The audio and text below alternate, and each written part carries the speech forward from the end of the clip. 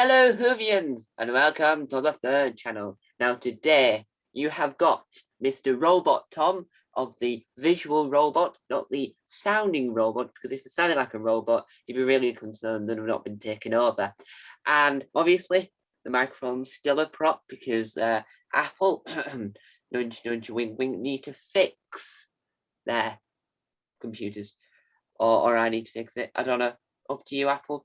You make your move first. But today, we've got a very special guest. And he's best known, if I don't nudge anything, he's best known for writing the Victoria Wood biography, Let's Do It, which is this here. It's a nice paperback version. And his new book, I've got a very small desk, and his new book, Victoria Wood, Unseen on TV, a nice hardback edition, very nice. It's the one, the only, because there can't be two of him. Well, there could be, but it'd be really creepy. It's Jasper Rees. Thank you very much for that introduction, Tom. Wow. Welcome. There is another Jasper Rees who I think is a biochemist in Zambia. We don't need to dwell on him, but there are not many of us about. No, and you're more famous. Not in the world of biochemistry, I wouldn't have thought. No.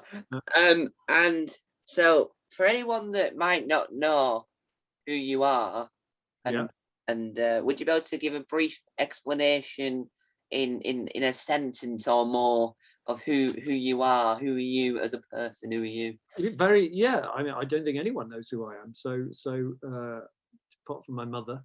So I am an arts journalist and have been for many years, and it was in that capacity that I was asked to go and interview Victoria Wood and the rest of the cast of Dinner Ladies in the late 90s when they were recording the second series of it. So that's when I first met Victoria, and she seemed to find me, bearable, because the following year, or maybe it was a year after, I can't remember, I interviewed her again when she was doing her last live tour a couple of times, and then I just interviewed her fairly regularly over the course of the noughties.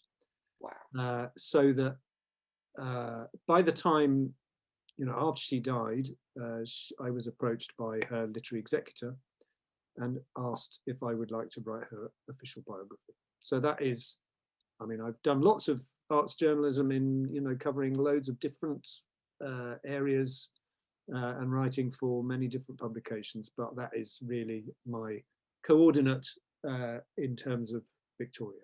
Mm.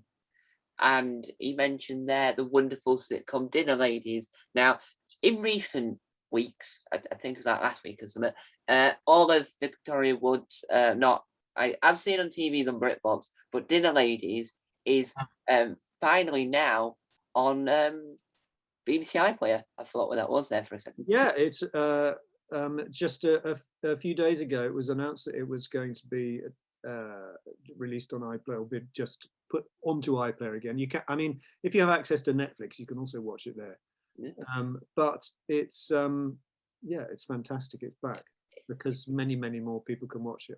I've been seeing on Twitter what people are saying about it and how they're reacting to it, and I think it's great that it's there because it's a completely ageless sitcom. When she wrote it, actually, or when she recorded it, and in the same month the royal family came out, she thought that she'd written an incredibly old-fashioned thing that was looking outmoded before it had even been broadcast. Mm. So the fact that, more than 20 years on, it bears no sign of age, really. The gags are still, mint fresh, is a great testament to her genius and to the glory of that cast that she assembled. Yeah, and then Gold did their fantastic, and it's technically an anniversary series, but they did a little series where they got the remaining cast together and talking about, I think it's called Dinner Ladies Diaries, but I might be wrong there. It is indeed called Dinner Ladies Diaries. Yeah, that's a lovely series as well.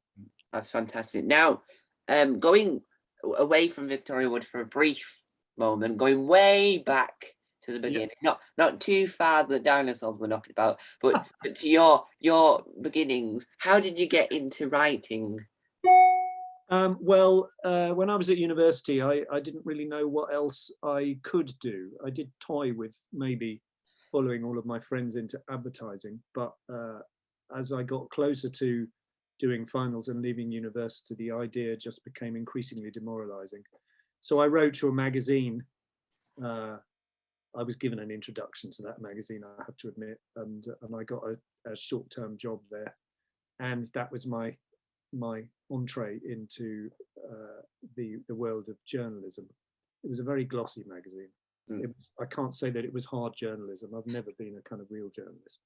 And that was, I started writing things there, and then I started writing reviews. And I was lucky enough to join the profession at a time when newspapers were expanding hugely. The kind of that massive Sunday Times that plops on well, it doesn't anymore, does it? Because no one buys actual paper newspapers anymore. But in the days when newspapers were getting a lot bigger, so it became actually almost viable to be a freelance journalist working in kind of culture and arts and features in a way that it wouldn't have been probably 10, 15 years earlier. And isn't really now, sadly, because the internet has not found a way of paying. But don't get me started on that, Tom. Crikey, we could be here all day. Yeah. And with you writing, did you have any inkling when you were a child that you were gifted at writing? No, I have no inkling that I'm gifted now. But I mean, thank you for the flattery in the question. But no, I didn't. I liked writing. I liked writing for my school magazine when I was at secondary school, and that's where I got into it, I think. But when I was smaller, no, I don't think so. And now, what are your things that you are over time becoming more frequently famous for? If you like the word famous. Not at all, but carry on. It doesn't apply to me. Is your wonderful, fantastic book Let's Do It, which is the book which is where this is how come I discovered who you were from this. And how did this all come out? How did you get approached to say, oh, we want you to write this? And because there's so much, because listening to the audiobook, which we'll get onto a little bit later, it's got so much detail in it. How did you get that detail to that level? Well, you've asked two questions there, Tom, and I've sort of already half answered the first question, which is how did I get approached? But Victoria appointed a literary executor who happens to be the person who had acted as her agent for the best part of 20 years. And after she died, which was in April 2016, I mean, a few months after that, I was sounded out for the first time because I think that her estate wanted to establish that there was going to be an official biography. It took quite a long time to get to the start line, actually, for various reasons, which we needn't go into. But so I actually started writing it in probably the spring, early summer of 2018. And I was given a deadline of 2 years. Wow. I was given 2 years to write it. And Victoria was, in the best sense, a hoarder. She kept pretty much everything. She kept all her old scripts. So there were kind of 2 boxes of Dinner Ladies scripts, some of them handwritten, some of them typescripts. And her archive, as it became known, was organized by someone called Kathy Edis, who was her personal assistant for nearly 20 years, and a professional archivist or TV archivist called Libby Gregory. And they spent a lot of time putting together the archive and just sorting it, cataloguing it, putting it into folders, and then into a hell of a lot of boxes. Those boxes went off to a warehouse. And then I went to the warehouse for the first time at the same time as a woman called Susan Lord, who is a curator at the Bury Art Museum. Now, the Bury Art Museum were about to, or they had permission from the estate also to do an exhibition commemorating Victoria. So I met Susan there, and we spent 2 days in the warehouse looking through these boxes, seeing what was there. And it was on the basis of that that Susan ordered up what she needed for the exhibition, and I basically had most of the rest of the archive passed through my house over the next 2 years. Couldn't all be there at the same time because it was just too bulky. So I would ask for things to be delivered, and then other things were taken away. But they're around 40 boxes. And you can imagine a storage box, you can imagine how capacious that is. It had everything in it. It had 2 boxes of photograph albums. It had 2 boxes devoted, as I said, to dinner ladies' scripts. It had boxes devoted to, as Victoria Wood, As Seen on TV, which is her, her great television sketch show from the mid-80s, and so on. There was a box full of scripts, various different drafts of her 1994 TV drama, Pat and Margaret. I could go on. I mean, everything was there. Yeah. And I had 2 years to go through that. There was also a couple of boxes of official correspondence and some, faxes and that kind of thing.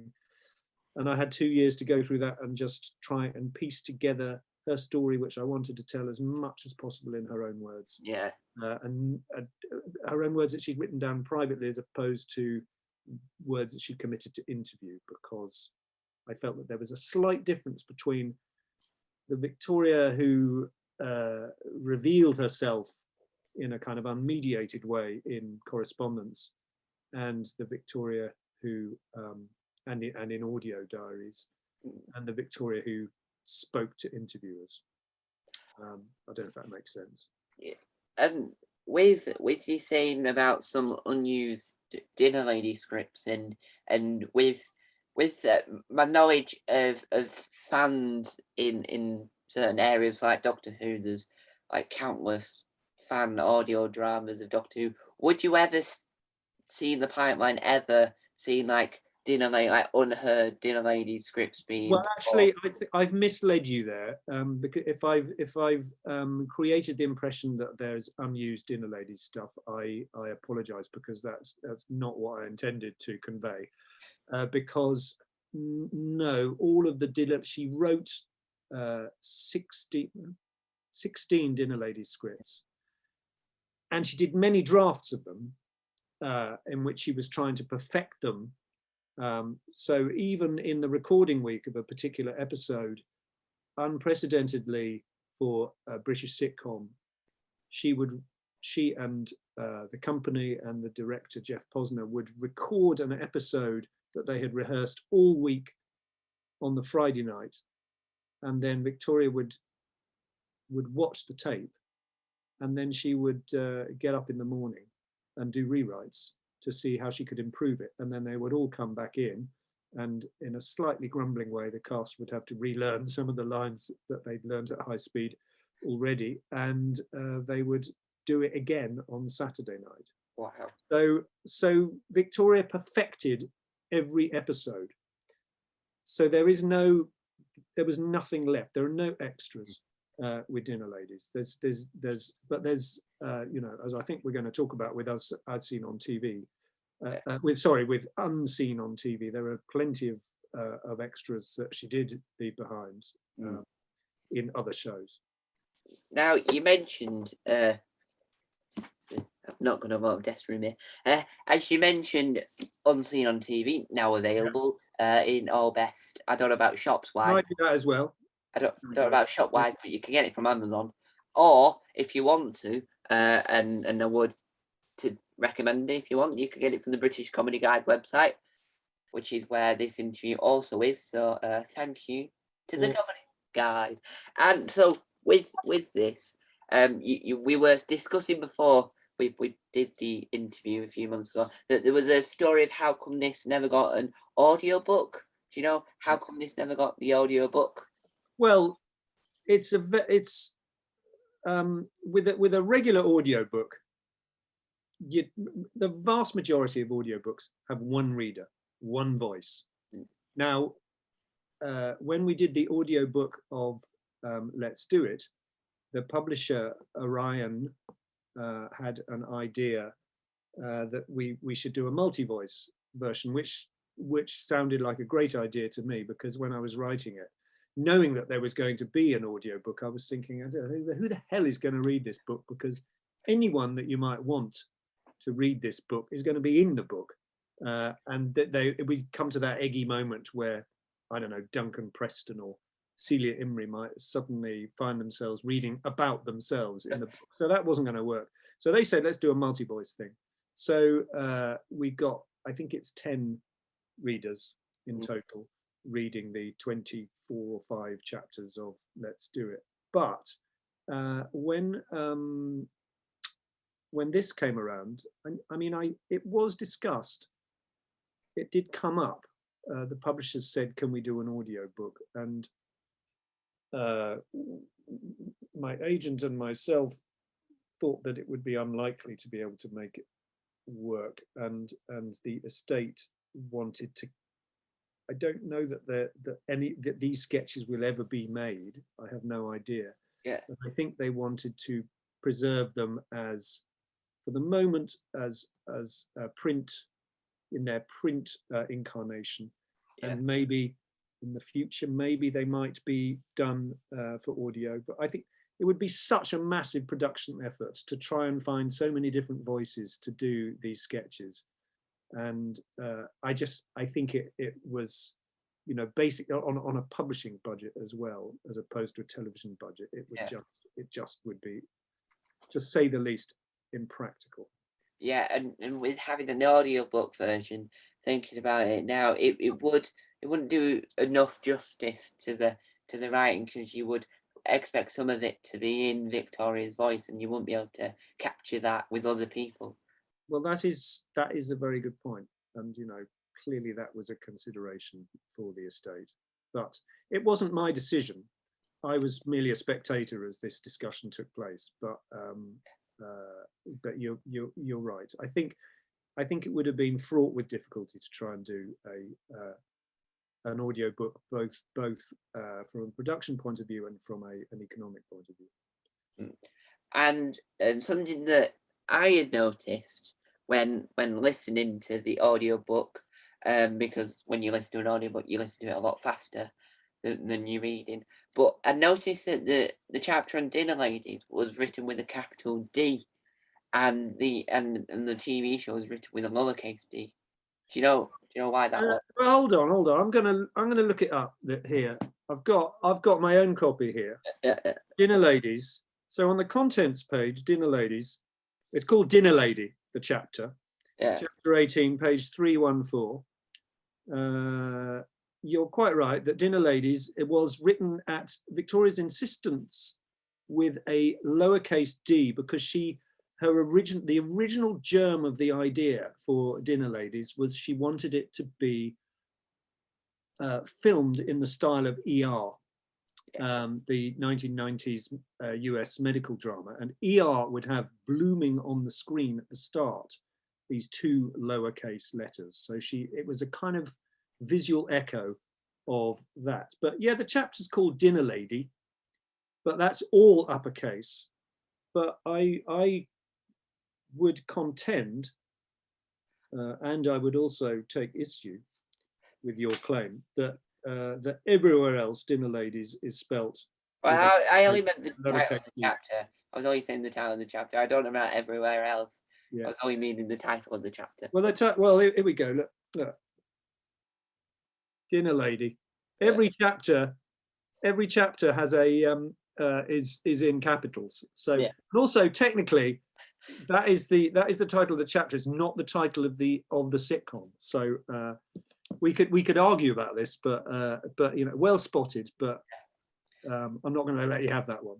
Well, I mean, the audio book is fantastic, because it's funny, because there's like when Julie Walters is reading it, and then when she does a voice, Yeah. it's just even better because you know that what she's reading, she some point she reads in a voice where it's her character's voice. Yeah. And she's putting reference, and it's really good. But what was it like getting to meet these people in the audio, or did you have nothing to do with the audio book? I did have a lot to do with the audiobook, but the audiobook was done. I had communications with most of the readers who would ask me questions. Can you give me a steer on it? With Jane Wymark, we went through her chapters together, and she very kindly listened to me preparing, because I read 2 chapters at the beginning and the end. So I'm not an actor, so I really needed the help. So she gave me lots of steers about how to do it. And so I was there for Jane's recordings, and they're 3 chapters, 30,000 words nearly. She did that in a day. Kate Robbins, I was there for her chapters as well, which I'm glad about, because while Kate doesn't need any help with doing audiobook reading, just those bits at the end of the for reference to anyone who happens to be listening to this and has a copy of Let's Do It near to hand, that right at the end of the As Seen on TV chapter on page 200 and 201, I close the chapter with about 10 quotations of some of her most famous jokes from the show. And Kate, it was handy for Kate to have a kind of VW scholar nerd to tell her exactly how to say them, so she could say them as accurately as possible. But as to other, sorry, it's a very long answer, because you actually asked what was it like to meet people, what was it like to do the recording. I had lots of close communication with the audio publishing company who hosted the recordings and produced them. And with, I was very much involved in casting, in working out. It was my choice as to who read on the book, and it was up to the publishers, or the audio publishing company, who were called Strathmore, to approach them and ask them to take part. And happily, we only had one person who was unable to do it. And it was very nice being phoned up by Anne Reid, and sort of her sharing her thoughts about how she was going to approach doing it, and etc. As for what was it like, it was a broader question. What's it like to meet these people? Well, it's wonderful. I'd met quite a few of them before, but others not. And when I started writing this book, I was given a letter signed by Victoria's literary executor, who's called Lucy Ansbro, and signed by Victoria's son, Henry Durham. And the letter basically said, Jasper has been commissioned or asked by us to do this biography.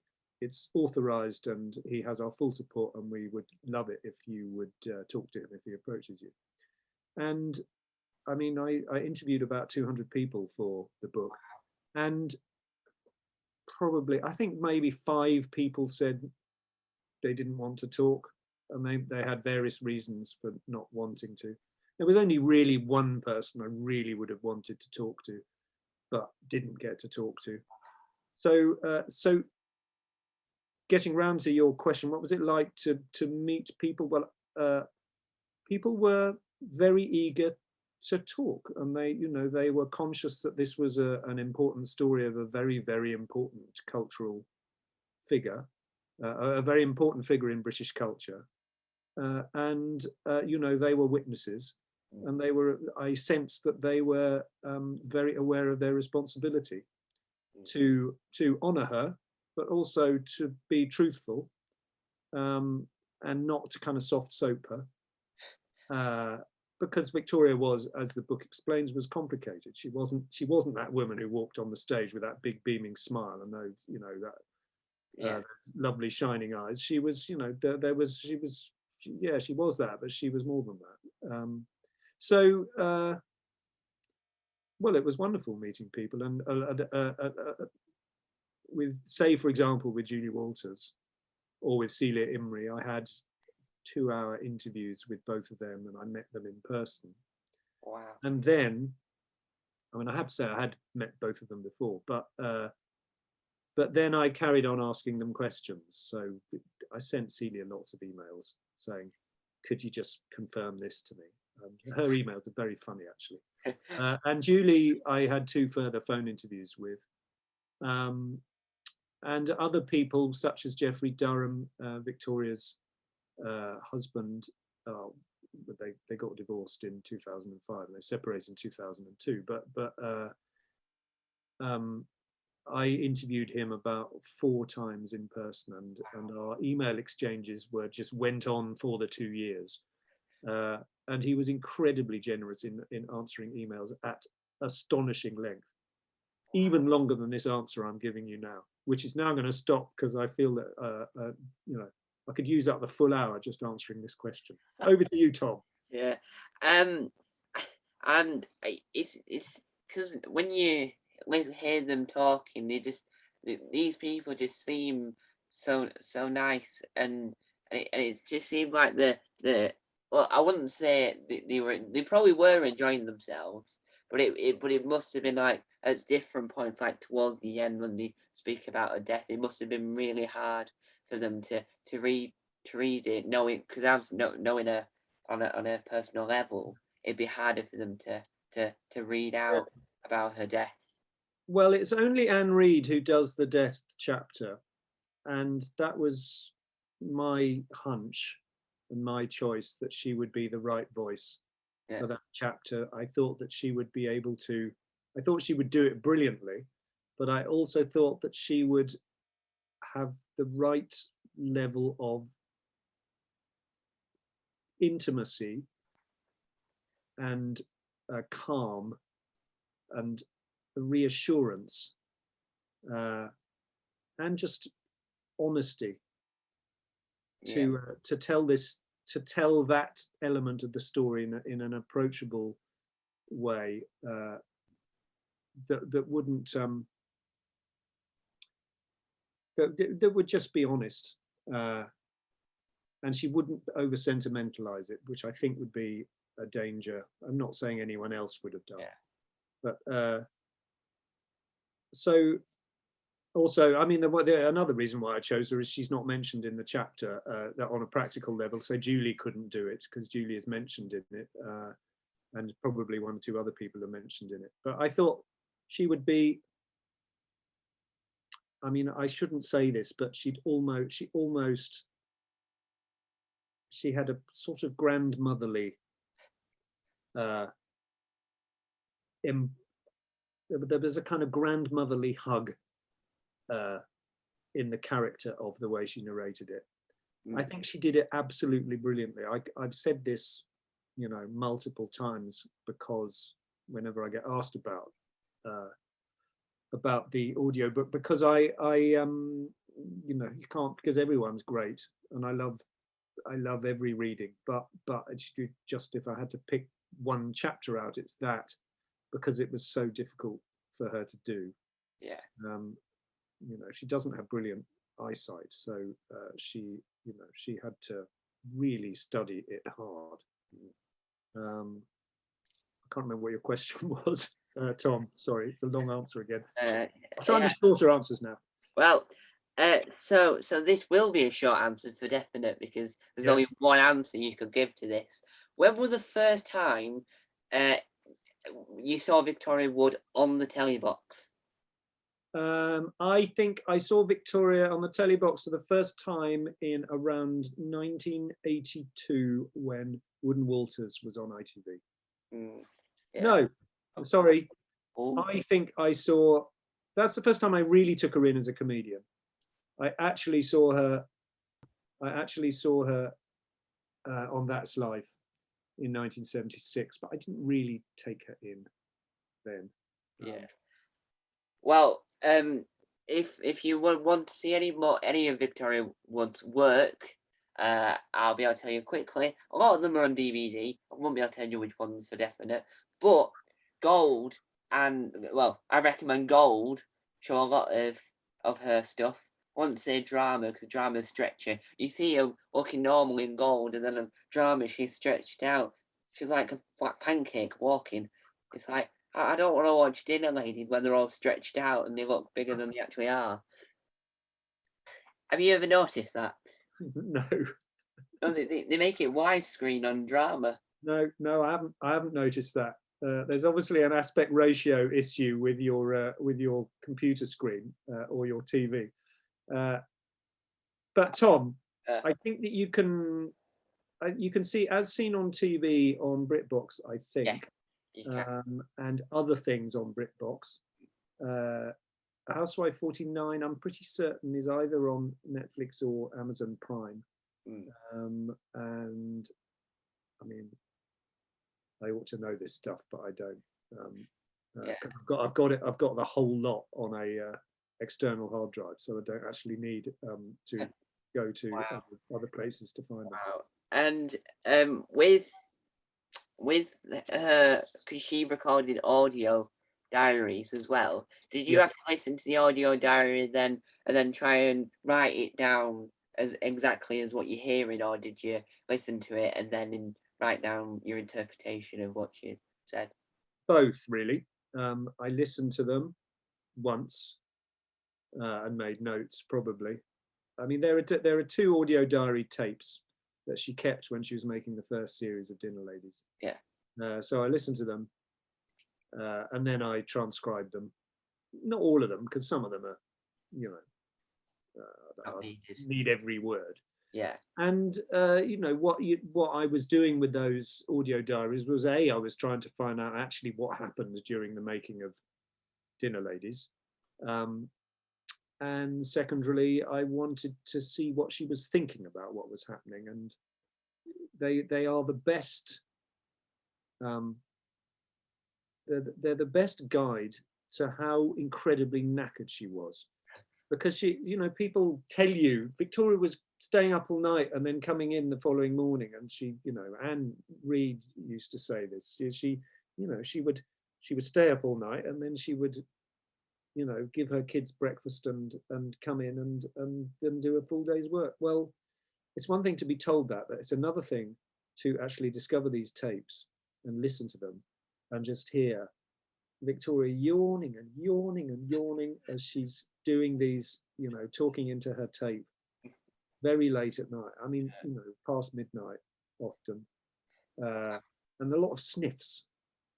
So she was utterly cream crackered, but she carried on and made this masterpiece on basically no sleep. So yeah, they were an incredibly intimate thing to be allowed to listen to. And if I can go back into the book again, in the opening, in the introduction, the first chapter is called Victoria Woods, and I open with a quotation from her audio diary from Dinner Ladies. I feel like the luckiest person in the world to be able to do this job, to be able to live this life and just work in a job with other people who want to be there. That is the opening sentence of this book, and it's her in that audio diary. And it's just when you read it and listen to it, it's just incredible. Now, from a standpoint of creativity, away from the writing a little bit, let's see if I can balance them. Because how did you come up with, if I balance them correctly? Very good. How did you come up with the front covers of the book? Well, I have to give credit to, well, I don't have to. I mean, I did not design the covers. The publisher, well, the main publisher is called Orion, but there's an imprint within Orion called Trapeze Books, and their Trapeze is the name on the spine of the book. They have a design department, and they designed the covers, and they run past me and past the literary executive and past my agent for our thoughts. And they went and found those photos Mm. And the first photo they came up with was that one of Victoria looking in from the side on the biography, which I think is the perfect photo because it suggests She's it gives the impression that this is she's not just standing there four square in the middle. It gives the impression that this is showing that there's a part of her that you can't see, that she's looking around a corner and there's stuff that is waiting to be that you can't see, that this book will unveil. So I thought it was a very clever choice. So, and I'm not a publisher, but I know publishing companies think very hard about the color of books and how they leap out off the table or on the shelf in bookshops or online. And similarly, I like that picture on the cover of Unseen on TV because it's as if Victoria's got a kind of thought bubble above her head, which is really nice. And they've used the same typeface for her name. So it's nice and shiny. And I'll go on a little ramble here a little bit about the font here.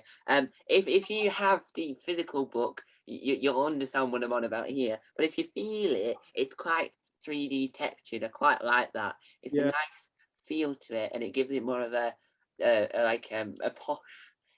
poshish vibe, what feel to it. There's a word for that. Yeah. Embossed. That's it. I forget that word. I don't use with my. I don't use that from that type of way of. Oh, it's very much the 3D experience having an embossed title. Yeah. But I don't know the thinking behind it, but I certainly like it. Yeah. And I quite like how on the back we have some insert shots from different bits she's done. Now, for when you're writing the a bit about the songs, do you in these boxes that you've been allowed to let's say borrowed, did you have the lyrics inside there, or did you have to listen to it and try and work out what the lyrics were? Both, actually. I mean, there is a box with tons and tons of lyrics in them. But some of Victoria's songs are written for musicals, so they exist in. You find them in her dramas with songs that she wrote.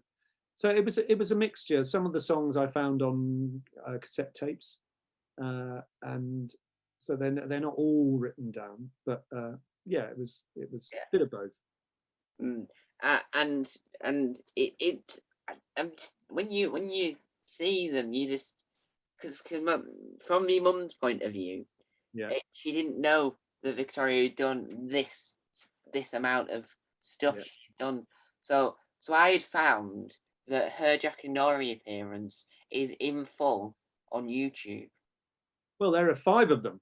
She did 5 Jackanory. All 5 are on YouTube. Are they? Yeah, they're all on YouTube. If you type in Victoria Wood Jackanory, a few will appear. There's one where she's on a windowsill with some weird person peeping in the window. Yeah. Is that her Roald Dahl one? I think she did Matilda. That's the only one I've actually watched. Yeah, I think it is that one. I think that another of her, because she did a lot of stuff for children's TV, and my favourite, I think the scripts are really very, very clever because they're written for 4-year-olds or 5-year-olds, but they're still very funny. There's a thing called Puppy Dog Tales, which I wish I discovered it and knew it was around when my daughters were little, because I would have loved them to have watched it. But I hesitate to send your audience off to find video content aimed at 4 and 5-year-olds. Well, but it's there if you want it.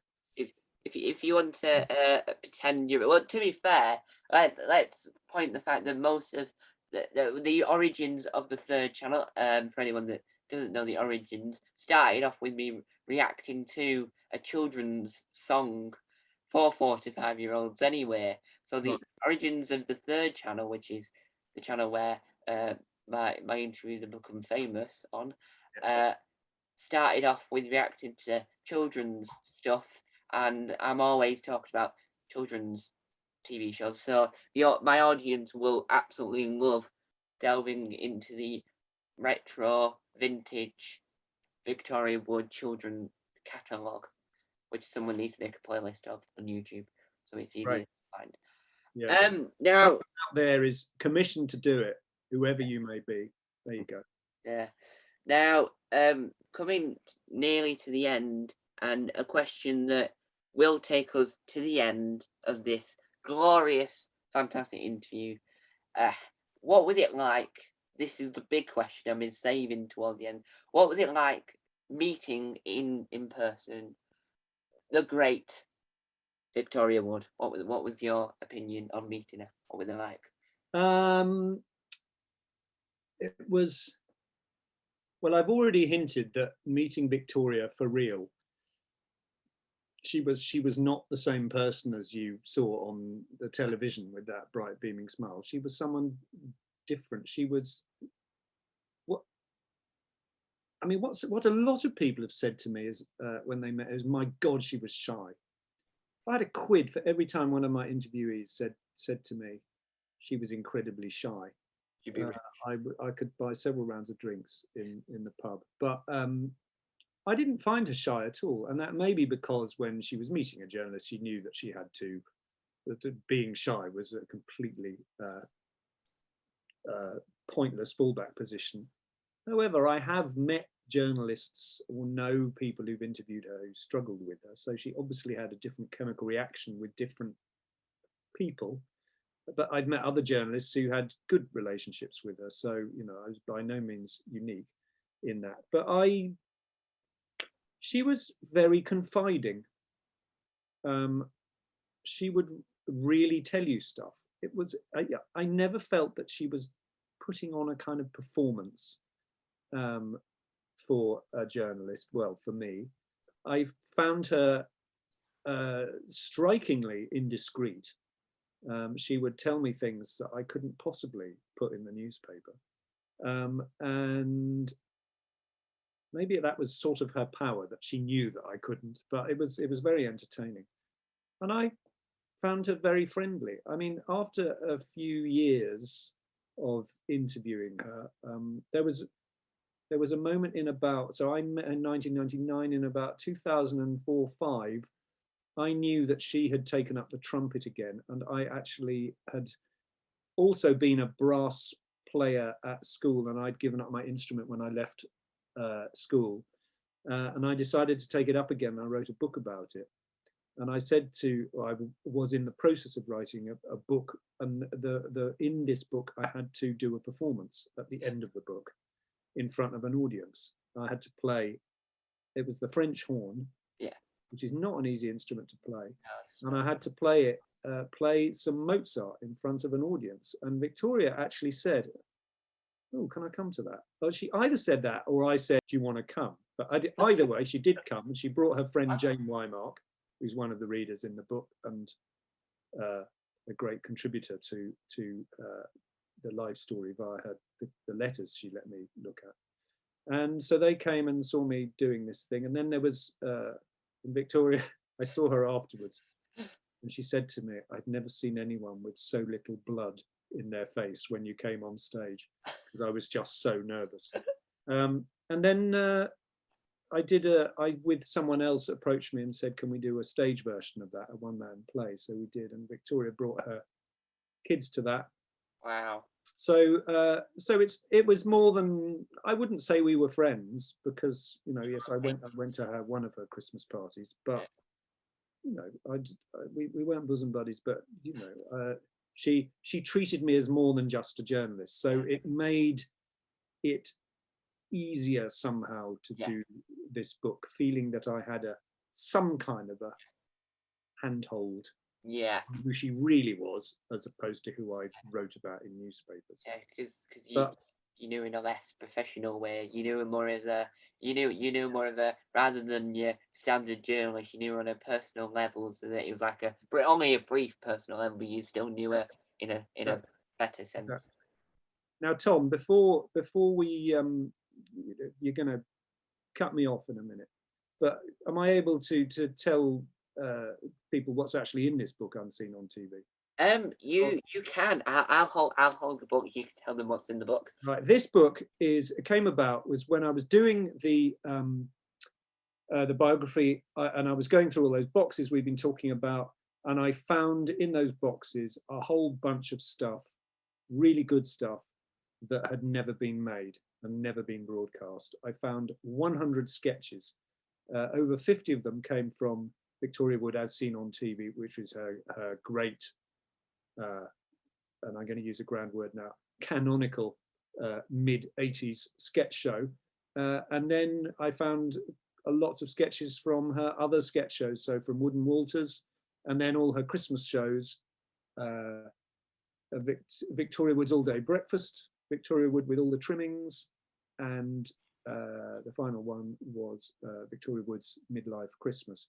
Now, in total, there are over 100 sketches, which have never seen the light of day, and I thought, we got to get these out there. Her estate said, agreed, go ahead and do it. And I put in lots of song lyrics from songs which people, if they happen to be watching telly in the 1980s, or if they went to her shows, her live shows in the 1980s, they'll remember them, but otherwise they haven't been released on DVD or a video at all. And a lot of her stage monologues, which likewise have never been released, plus quite a few of her speeches, which were never even recorded. They were only just scripts of them. So I put all of these together, and it starts with stuff from her school years and her university years, and it finishes with a poem that she wrote for two friends, very funny poem that she wrote for two friends who were getting married, and they asked her to do a performance or give a speech. So she wrote a thing called Whitney's Wedding, which is an incredibly funny poem, and it was really the last thing she stood up and performed as a comic performer. That was at the end of 2013. So that is the book, and it was a hell of a lot of fun putting it together. Yeah. And that there ends my publicity, my marketing spiel, Tom. You can put the book down now. Well, I was gonna. I found an interesting way so you can see. Oh, it's a very good companion to the biography. I was going to say autobiography, but it's not.